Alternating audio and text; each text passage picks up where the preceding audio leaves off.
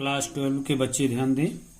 आज आप लोगों का वंशागत का आणविक आधार का चैप्टर एंड हो गया है, जिसमें आप लोगों को हम कुछ महत्वपूर्ण तथ्य बताने जा रहे हैं। बहुत ही महत्वपूर्ण तथ्य हैं, सम इम्पॉर्टेंट फैक्ट्स के बारे में। जैसे चैप्टर में दिया था, पहला तथ्य है आनुवांशिक लक्षणों के पीढ़ी दर पीढ़ी वंशागत होने की क्रिया को क्या कहते हैं? हेरिडिटी या वंशागत कहते हैं। दूसरा है पॉइंट, आनुवांशिक पदार्थ आनुवांशिक लक्षणों की सूचनाओं को संकेत के रूप में क्या करता है? संचित रखता है। तीसरा पॉइंट, आनुवांशिक पदार्थ में स्वाद्विगुणन या प्रतिकृतिकरण द्वारा अपनी शुद्ध प्रतिकृति निर्मित करने की क्षमता होती है। चौथा पॉइंट, आनुवांशिक पदार्थ में अनुलेखन एवं अनुवाद, अनुलेखन और अनुवादन ट्रांसलेशन की क्षमता होनी चाहिए। आनुवांशिक पदार्थ में अनुलेखन ट्रांसक्रिप्शन एवं अनुवाद ट्रांसलेशन की क्षमता होनी चाहिए। पांचवा पॉइंट है, हर्शे नामक एक वैज्ञानिक था एवं चेज 1950 में अपने प्रयोग द्वारा सिद्ध किया कि आनुवांशिक पदार्थ क्या है? न्यूक्लिक अम्ल होते हैं, ना कि वो प्रोटीन होते हैं।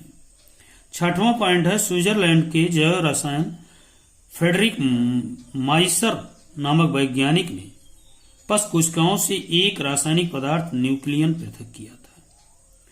सातवां पॉइंट है, न्यूक्लियन के अम्लीय स्वभाव के कारण अल्टमान हर्विक ने इसे न्यूक्लिक अम्ल कहा।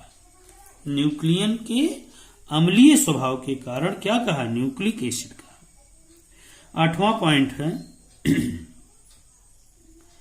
न्यूक्लिक अम्ल जीवन का प्रमुख आधार है। न्यूक्लिक अम्ल ही जीवन का क्या है?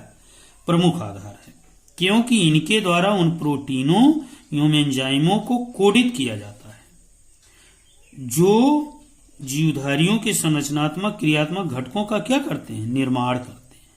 ये बहुत ही महत्वपूर्ण तथ्य थे। अभी आप लोगों को 5 और तथ्य बताने चल रहे हैं, इसको भी आप लोग देखिए। 5 महत्वपूर्ण तथ्य के बारे में आप देखेंगे।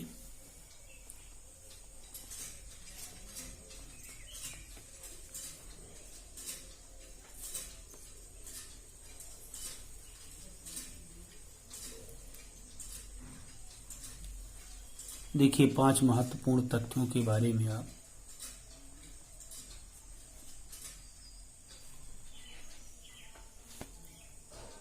न्यूक्लिक अम्ल के रासायनिक घटकों की जानकारी सर्वप्रथम कोसले नामक वैज्ञानिक ने प्रस्तुत की थी। इनके मतानुसार न्यूक्लियोटाइड न्यूक्लिक अम्लों की संरचनात्मक इकाई होती है। अगला पॉइंट आपका है, अल्टमान हर्विक के मतानुसार कोशिकाओं में 2 प्रकार के न्यूक्लिक अम्ल पाए जाते हैं। आप जानते हैं, डीएनए एवं आरएनए, जो मुख्यतः केंद्रक में उपस्थित होता है। डीएनए, आरएनए जो केंद्रक में न्यूनतम तथा कोशिका द्रव्य में अधिक मात्रा में उपस्थित होता है। डीएनए में ऑक्सीराइबोज शर्करा तथा आरएनए में राइबोज शर्करा होती है। अगला पॉइंट, कुछ वायरसों के अतिरिक्त अन्य सभी जीवों में आनुवांशिक पदार्थ डीएनए होता है।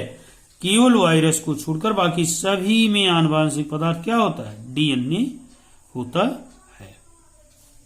फिर अगला पॉइंट है, टीएमवी पर किए गए अपने प्रयोगों के आधार पर एच फ्रैंकल कॉर्नेट ने यह स्पष्ट किया कि आरएनए भी आनुवांशिक पदार्थ होता है।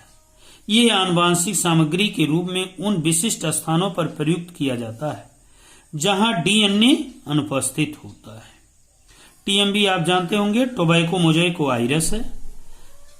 इस पर प्रयोग किया गया था, देखा गया कि आरएनए ही आनुवांशिक पदार्थ निकला इस वायरस में और डीएनए क्या था? अनुपस्थित था। इस प्रकार अगले पॉइंट में आपके प्रोकैरियोटिक कोशिकाओं में डीएनए बैक्टीरियल गुणसूत्र एवं प्लाज्मिड के रूप में मिलते हैं। केंद्रक के अभाव में डीएनए कोशिका द्रव्य के विशेष क्षेत्र में पड़ा होता है। प्रोकैरियोटिक कोशिका आप जानते ही हैं, जैसे जीवाणु आता है, नील हरी शैवाल आता है जिसे ब्लू ग्रीन एल्गा कहते हैं, में डीएनए बैक्टीरियल गुणसूत्र एवं प्लाज्मिड के रूप में मिलते हैं। कैसा मिलते हैं? प्लाज्मिड के रूप में। केंद्रक के अभाव में डीएनए कोशिका द्रव के विशेष क्षेत्र में पड़ा होता है। फिर डीएनए बृहद जैविक अणु होते हैं। क्या होते हैं? डीएनए बृहद जैविक अणु होते हैं। इस प्रकार से अगला पॉइंट, डीएनए डीऑक्सीराइबो न्यूक्लियोटाइड नामक एकल की इकाइयों एवं एकलकों द्वारा निर्मित बहुलक होता है सबसे अधिक। अगला पॉइंट आपका है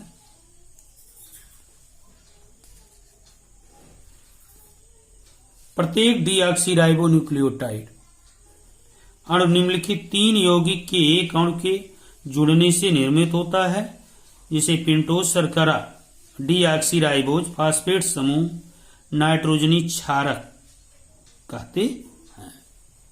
इस प्रकार से ये आपके कुछ मुख्य तथ्य थे इंपॉर्टेंट के, जिसके बारे में आप लोगों को बताया गया। Thank you.